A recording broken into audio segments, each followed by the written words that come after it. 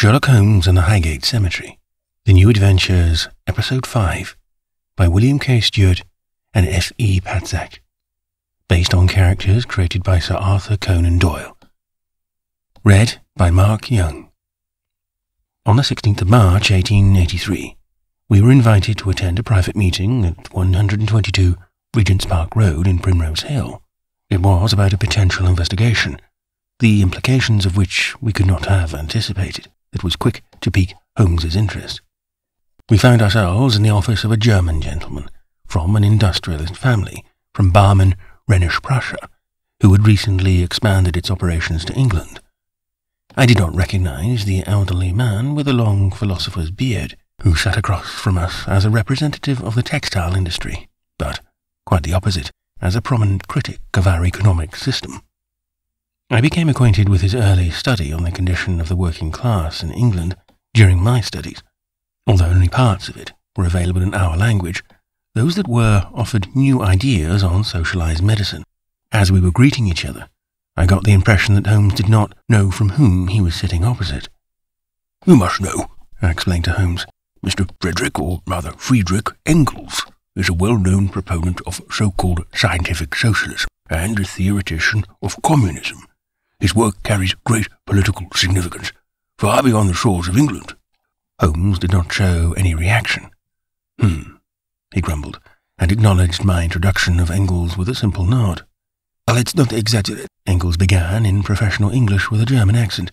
"It was my good friend Karl Marx who discovered the correlations between economics and society, the class struggle and revolution, and justified these using scientific methodologies.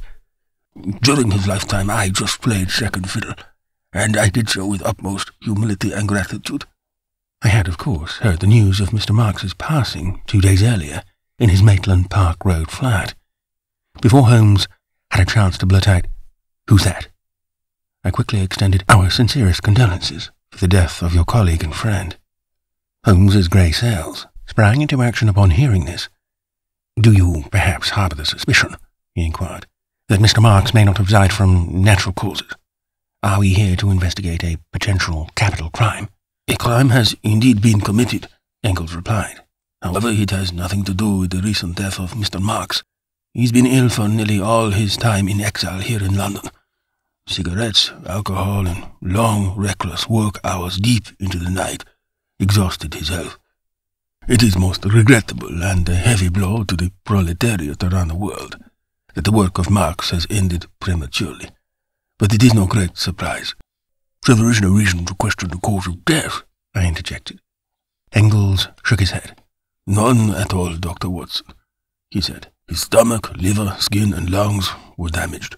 Various stays at health resorts from Carlsbad to Algiers only brought him limited or temporary relief.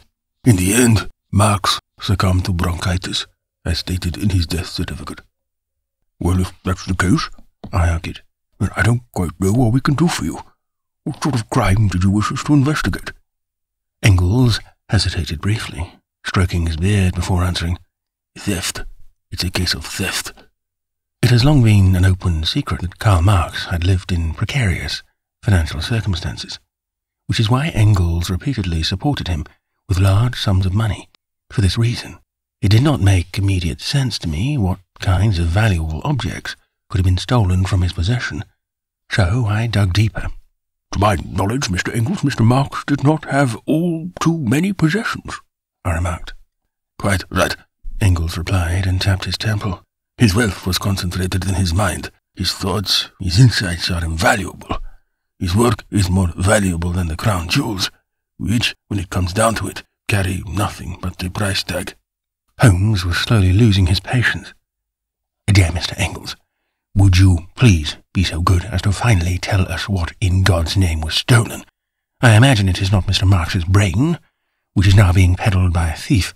Engels furrowed his aged brow. "Please excuse me, Mr. Holmes, if I have kept you on tenterhooks. I cannot entirely refute your conjecture. Just as human labor is commodified in capitalism, so is the human body, and be it in the form of loot, Karl Marx's dead body has indeed been stolen." What followed was one of the few moments in which Holmes expressed bewilderment, his mouth ajar. I found his speechlessness amusing, then interrupted a silence. "You mean to tell us," I asked, "that the corpse has disappeared?" "That's right," confirmed Engels. "It appears his body was stolen from the funeral parlour last night." "Remarkable," muttered Holmes, who slowly regained his composure. "Who does such a thing, and why?" "Now, gentlemen," Engels continued, "I harbour the hope that you are the ones who can get to the bottom of this. Money is no issue. Feel free to set your own fee. That's the one problem.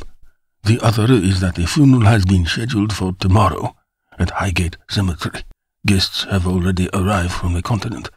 It would be somewhat dishonourable to have to bury an empty coffin. It is my belief, therefore, that we must prioritise the return of Marx's mortal remains." "Of course," I answered. "When we find the body, however, we will certainly be at the heels of the culprit." Holmes nodded affirmingly, but he still wore a dreamy look, for the theft of a prominent corpse was a case after his own heart. Bizarre, mysterious, and presumably complex. "Before you get to work, however," Engels said emphatically as he rose from his chair, "I have another important request. Karl Marx's funeral and his legacy are of immense importance to the proletarian and socialist movements the world over. I would therefore ask you to be as discreet as possible in this matter. The press mustn't find out about this." "Certainly, that goes without saying," Holmes confirmed. Engels raised his right forefinger warningly. "But there is more. Even Marx's daughters Laura and Eleanor don't know about the theft of his body, and it shall remain so. The sisters have lost their father after having lost their mother and eldest sister. The same goes for Marx's housekeeper, Mrs. Helena de Muth." "I understand," Holmes replied. "Since the body was not taken from the home, we won't need any witness testimonies, and we can rule out the three ladies anyhow." Ignoring his last comment, which was undoubtedly correct from an analytical standpoint, yet a trifle inappropriate, I focused on the first step of our investigation. "We will first carefully inspect the funeral parlour. Would you agree?" Engels nodded, picked up a calling card from his desk, and handed it to me. "Seal and Fried Funerals" was written on it, along with an address close to Highgate Cemetery. On the coach ride to Camden, where the monumental cemetery sits on Highgate Hill, Holmes sat silently, head bowed, sorting his thoughts.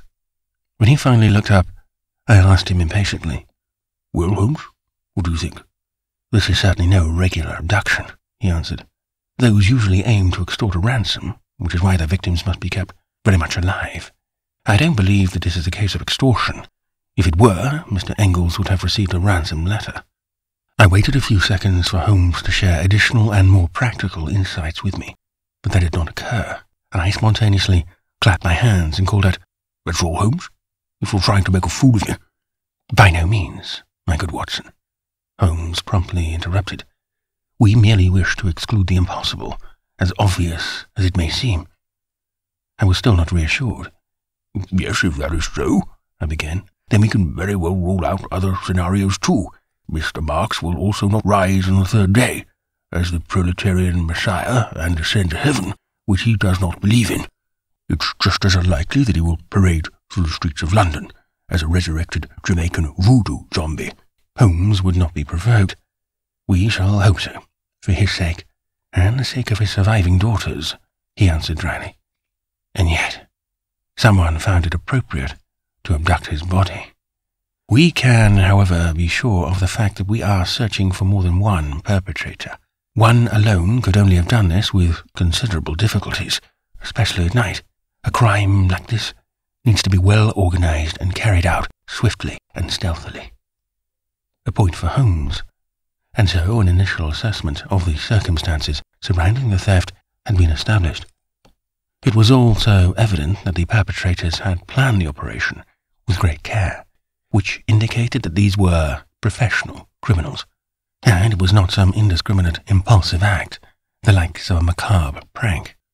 Our coach finally arrived at Stewart funeral parlour, which was located at the south end of Swan's Lane, a road that ascends a steep hill. splitting the cemetery in two parts, an older west and younger east side, connected only by a tunnel. The parlour was rather small, despite of the many funerals held at the neighbouring cemetery. Business seemed to be struggling. The owner greeted us personally. He had no employees. He introduced himself as Jacob Seelenfried, an elderly Jewish gentleman from Prague. Here in London, his customer base consisted primarily of immigrants of all faiths.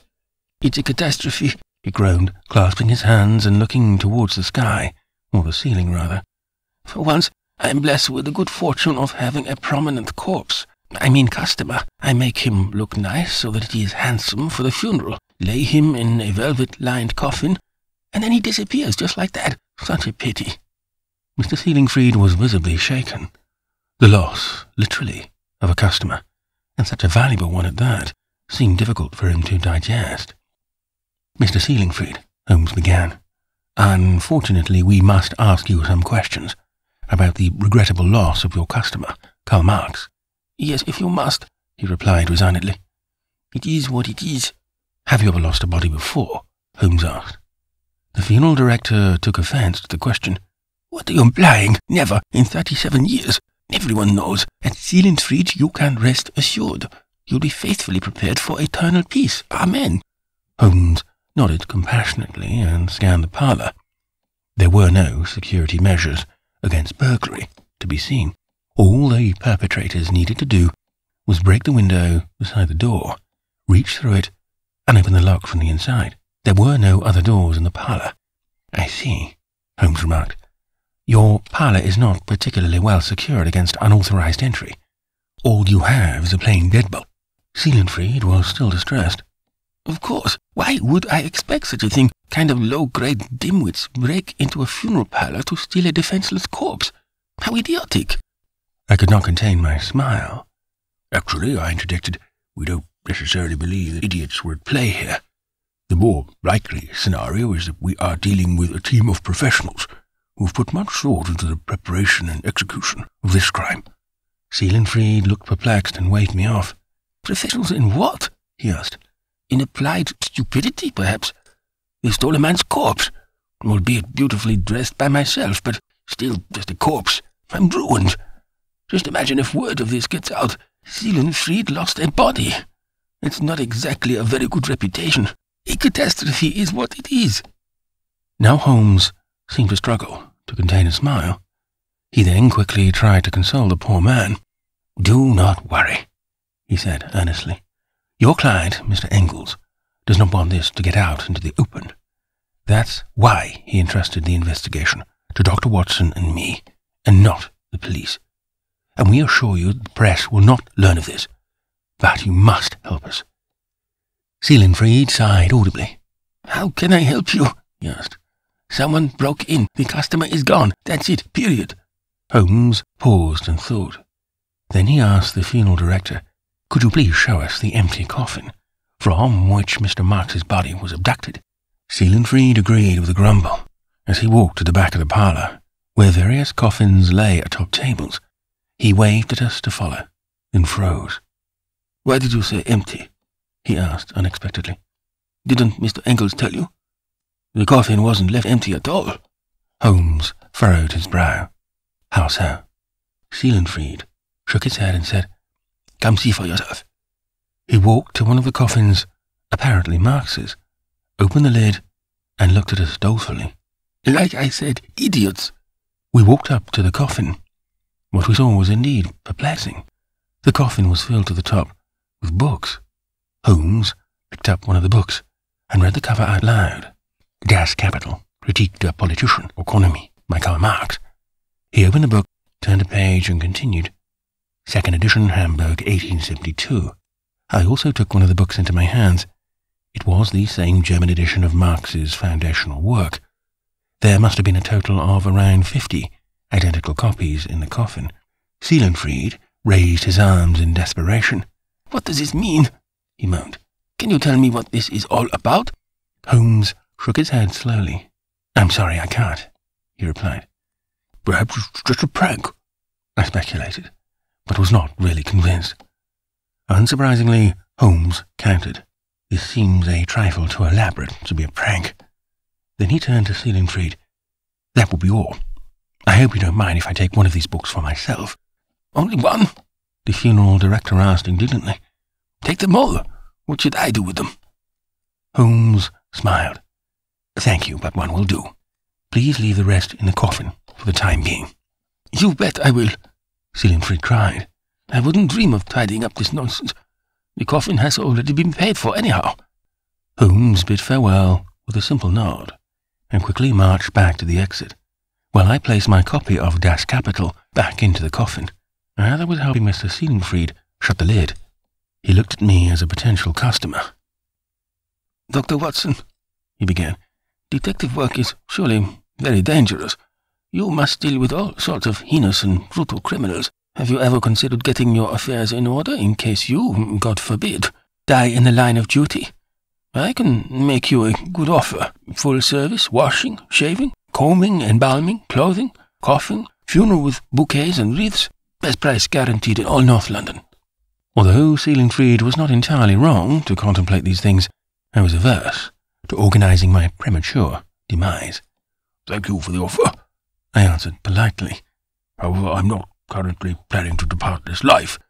Perhaps another time. Good day. I made my way to catch up with Holmes. I was almost at the door when I heard the funeral director call, Think about it. When you're dead, it's too late. The long ride back to Mr. Engels' office, on Regent's Park Road, was rather monosyllabic. Holmes leafed through the 600-plus page Das Kapital, at times absent-mindedly, and other times frenetically. Every now and then he sounded out a German word. He nodded frequently, shook his head sporadically, and laughed twice. He then snapped the book shut, looked up, and announced, I understand. I did not even try to hide my surprise. What do you understand, Holmes? I asked dutifully. Its relevance, my dear Watson. It is a most astute analysis. If what he writes is true, then our current economic and social system indeed cannot continue to be justified. No wonder that Marx's opponents wish to bury the book together with the author. I did not quite know what to think, particularly as multiple questions popped up in my head at the same time. For now, I just wanted to ask one. Holmes, did you really read the whole book during the ride? Most of it, Holmes replied. You're obviously not familiar with the diagonal reading method. I got an overview on Mr. Marx's economic concepts, and there is one thing that seems certain. This capitalism of which he speaks is the most intelligent and organized form of thievery in human history, and all within the framework of the law. Quite remarkable. I had to laugh. For heaven's sake, Holmes, I cried. Have you become a socialist now? Holmes shook his head soberly. There is nothing in this book about socialism, Holmes explained and put it down.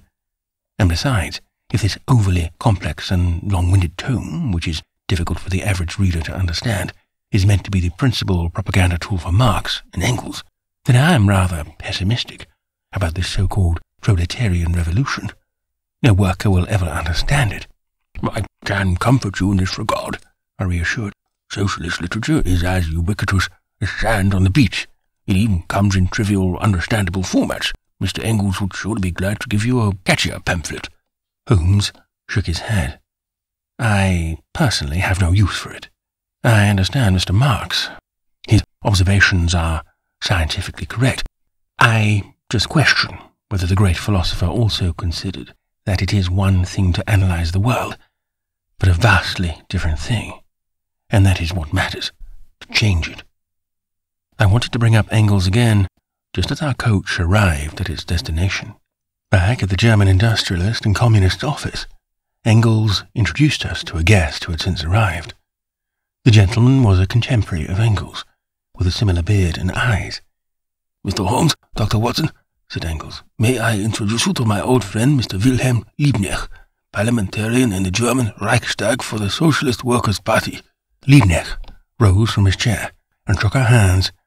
His English was quite understandable, since he, as we later found out, had spent several years in exile in London, where he met Marx and Engels over 30 years ago.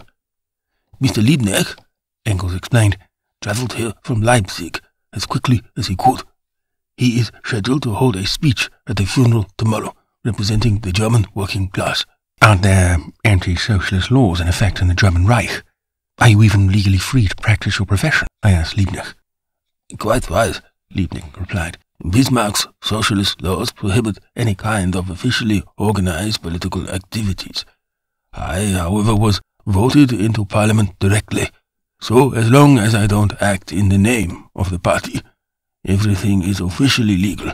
You must know, Engels added, Mr. Liebknecht and his comrade, August Bebel, are very successful in Germany despite of the government repression. They are exemplary for the global socialist movement. And yet, Liebknecht continued, arrests, expulsions, raids, and prison sentences are everyday occurrences. We are constantly surveilled. I'm certain that Bismarck has dispatched a couple of secret agents to keep an eye on me here in London. Prussia is everywhere. Holmes, who had been silent, cleared his throat. Gentlemen, he said assertively, time is short. Has Mr. Liebknecht been briefed? Yes, he has, Engels confirmed. We can speak freely. Then I'll get straight to the point, Holmes continued. Unfortunately, I must inform you that the whole affair has so far proven difficult. Whichever way you look at it, it makes little sense. Well, one thing seems quite clear, Engels countered. The fact that Marx's body is missing indicates that his scheduled funeral is the target of an act of sabotage. Apparently, Marx's enemies fear him even after death. Certainly, Holmes confirmed. That is a logical conclusion. And if that is the case, all sorts of suspects spring to mind, Liebknecht interjected. There are many who'd be interested for stalling or obstructing this momentous event. Anarchist troublemakers, for instance. More likely, however, is the involvement of various state actors. It wouldn't surprise me if secret police from the continent were behind this, be it the Russian Ochrana or the German Geheimpolizei. Holmes did not answer. Instead, he began pacing in circles, sorting his thoughts. Very well, he announced. If their aim was to prevent the funeral from taking place, we will foil their plan, proceed as scheduled, and see what happens. You want to bury an empty coffin? Liebknecht asked, astounded. Holmes smiled.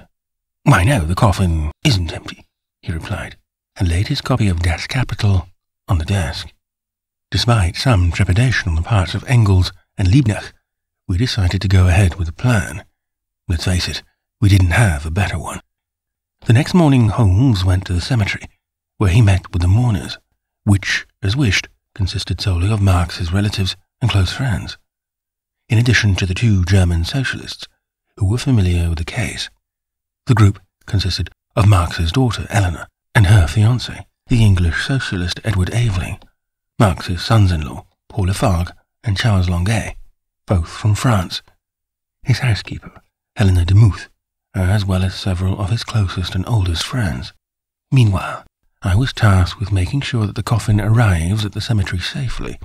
Mr. Seelingfried and I were at his parlour, making some fine preparations, when I got a strange feeling. We never checked to see whether there were really just books inside the coffin, and the fact that it was not left empty could have been a cunning invitation to go ahead with the funeral, just as we had decided to do. Perhaps the perpetrators wished just that, and we fell squarely into their trap. Seelingfried was not very pleased to see me emptying the coffin book by book. He only began helping after I, having grown slightly annoyed, explicitly asked him to do so. Once we had removed all the books, we discovered an unsettling surprise indeed. 10 sticks of dynamite on the coffin floor. I was upset at myself for our negligence. The dynamite was surely part of some plot. In its unignited state, the dynamite posed no danger to us, as I had to repeatedly assure Seelingfried.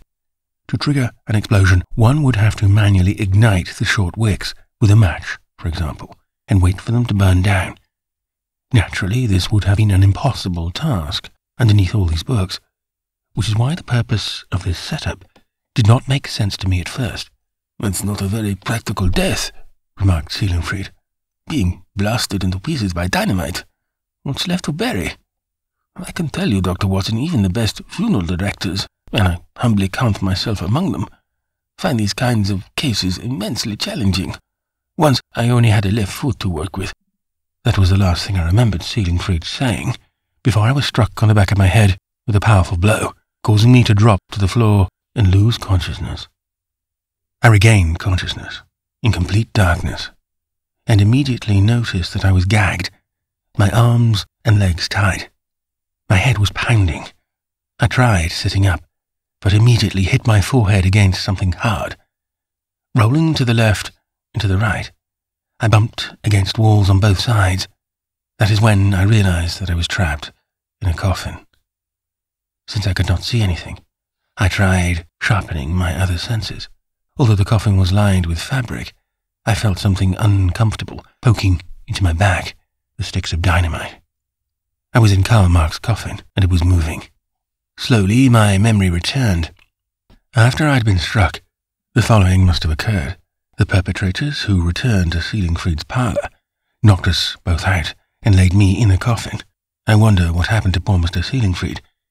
Disguised as movers or funeral workers, they handed the sealed coffin to the cemetery staff at the main entrance, as arranged.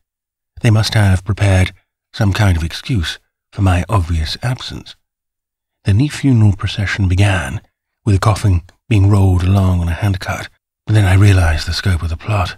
It was an assault on the funeral procession. One big bang would wipe out the figurehead of the international socialist movement, Mr. Engels, as well as the highest ranks of German and international social democracy. But how to detonate the dynamite beneath me? The only way would be by an initial, smaller explosion that could ignite the sticks of dynamite. This would result in an inferno that hardly any of the mourners, including Holmes, as was occurring to me, could survive. I was merely collateral damage. But where would this explosion take place? My mind was racing. It had to be a spot where the funeral procession would gather, and the perpetrators could detonate an explosive unnoticed. There was only one such spot that came to mind.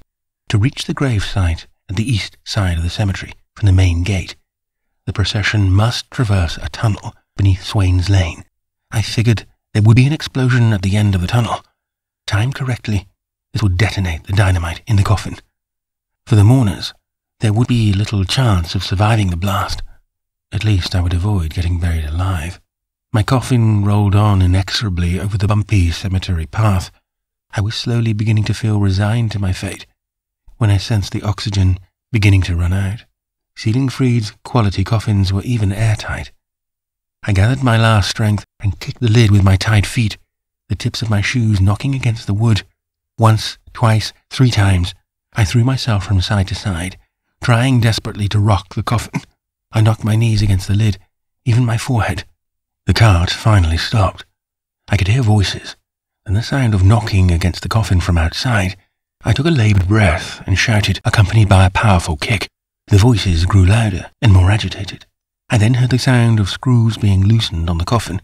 Finally, after another half a minute, which felt like an eternity to me, the lid was finally opened. I had never been so glad to see Holmes's face in my entire life. He untied me immediately, after which I was able to breathe deeply again. Holmes helped me sit up, and I saw that we were less than 20 yards from the tunnel entrance. It had been high time. "Holmes," I panted, "a minimum of 2 assailants are hiding at the end of the tunnel." I slumped down in the velvet-lined coffin and lost consciousness once again. I later learned what happened after I blacked out. Mr. Engels made sure I was brought to a hospital. Holmes, Liebknecht, and Marx's 3 sons-in-law climbed over walls to reach the east side of the cemetery. That is how they avoided the tunnel and were able to surprise the lurking assailants from behind. As it turned out, there were indeed 2 of them. Outnumbered and confronted with Holmes's revolver, the culprits did not resist. When they identified themselves as members of the German secret police, Liebknecht took the opportunity to give them each a pedagogical slap in the face and asked them to send his conspiratory revolutionary regards to the Kaiser and Chancellor in Berlin. There was no doubt that the agents would be able to deliver Liebknecht's greetings. Holmes handed them over to the London police, but as per the international spy trade, they were soon exchanged for 2 British secret policemen, who had been detained in Germany and returned unscathed to their homeland. Meanwhile, the body of Karl Marx never left the funeral parlour. The perpetrators had hidden it in an unused coffin, which they stored in the cold basement of the parlour for the time being. What is more, when the secret agents led Holmes and Engels to Marx's body, they discovered that the agents had also lain poor, unconscious Seelenfried inside the same coffin, an experience the good man could have certainly done without. The plan was to bring Marx's body to Germany at a later date. There, his body and brain in particular would have been dissected and thoroughly examined in order to gain knowledge on human intelligence and the revolutionary spirit. Naturally, this is total humbug from a medical and scientific perspective, and could only have been conceived of in Germany, but it never came that far anyhow. Indeed, the funeral took place with some delay, but with dignity, and in the presence of the deceased. I was told that Engels and Liebknecht spoke wonderful eulogies. The public was never informed about the difficult circumstances surrounding the ceremony. I myself only recovered slowly from the events that unfolded at Highgate Cemetery. The memories of these, being trapped in a coffin, and imagining my imminent demise, took on a traumatic character. I was long plagued by anxieties, extreme mood swings, and insomnia. Only since I have been receiving psychological treatment from Dr. Kurtzman have I been slowly able to process these. In doing so, I now have finally gotten myself to bring this case to paper. A few months after the closure of the case of Karl Marx in the Highgate Cemetery, Friedrich Engels stopped by on Baker Street one morning. He inquired about my well-being and thanked us for our help. "I truly hope," I said in jest, "you didn't lose another friend, dead or alive." "Not to worry, Dr. Watson," Engels replied. "At my age, I've survived most of my friends anyhow. No, I'm only here to personally deliver our newest work, fresh off the press." He pulled a heavy book out of his bag and handed it to Holmes. "It's the third edition of Das Kapital. I've been working on it intensively over the past several weeks," Engels explained, "incorporating several addendums and refinements, all in the interest of Marx. Thank you again, Mr. Holmes, for your notes. They were most valuable for the revision." Holmes nodded humbly. "I am grateful that I could help, but you didn't mention me in the foreword, right?" Engels waved his hand. "No, I didn't," he reassured. "Just as you wished." I was taken by surprise, because Holmes did not mention corresponding with Mr. Engels on Das Kapital. "By the way," Engels continued, "I am presently in the process of reviewing Marx's estate. He was planning a second, perhaps even third volume of Das Kapital, and left behind a large amount of handwritten material. Even so, I hope to be finished with editing the next volume within 1 year. You would be so kind as to take a look at the manuscript once it is ready?" "It will be my honor," Holmes confirmed. Engels sighed. "Thank you. It's a pity that you and Marx did not have a chance to meet each other. You share some similar characteristics. Your meticulousness, your broad perspective, your astute reasoning, your careful observation skills. Marx would have liked you, and you certainly him. Well now, I must bid you adieu. Madame Demuth does not appreciate me coming late for lunch." I stood up from my chair and reached out my hand to Engels. "Goodbye." Holmes accompanied our guest to the door, whilst I picked up the new edition of Das Kapital. A handwritten dedication on the third page read, "For the brilliant detective Sherlock Holmes and his exceedingly brave companion John Watson. With admiration and friendship, Friedrich Engels." As Holmes returned to the table, I put the book away and gave him a questioning look. "And? Do you regret not having known Mr. Marx?" Holmes's expression turned serious. "Not at all," he claimed. "According to what I've been told, Mr. Marx seemed very intelligent, and yet a notorious know-it-all, who loved to correct and outdo his friends, occasionally arrogant, somewhat unworldly, and unapproachable." I had to hold back from laughing at Holmes's excellent self-description, and just answered, "Indeed, Holmes, you would have certainly not gotten along with such a man. And now, my second question. When were you planning on telling me that you've become a theoretician of scientific socialism?" Holmes shook his head, took a seat, and began packing his pipe. "By no means," he explained. "I just made a few comments. I can assure you, my good Watson, that I remain a dedicated proponent of capitalism. I thought you regarded capitalism as organized thievery, I reminded Holmes of his own words. Quite right, Holmes confirmed. I remain so, for that very reason. Imagine a socialist utopia, as envisioned by the gentlemen Marx and Engels. No social distinctions, no significant private ownership, no poverty, no wealth, prosperity for all, no envy, no existential fears, no exploitation, no suppression, no banks, no landowners, no aristocracy, ultimately not even money in the true sense. All this would result in a massive reduction in crime. My dear Watson, I assure you, in such a world, we detectives will be out of work. May we be spared the proletarian revolution in our lifetime. He then broke out in his distinctive impish smile, and contentedly lit his pipe.